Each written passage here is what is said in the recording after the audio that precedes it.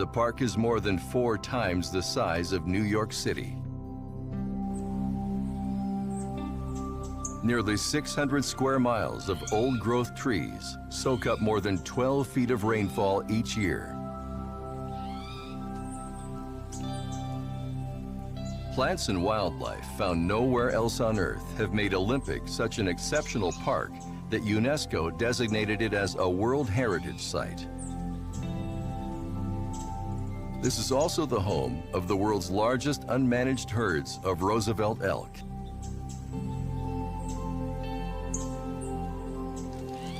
They're named after Teddy Roosevelt, the president who set aside this area as a national monument in 1909 to save the declining herds.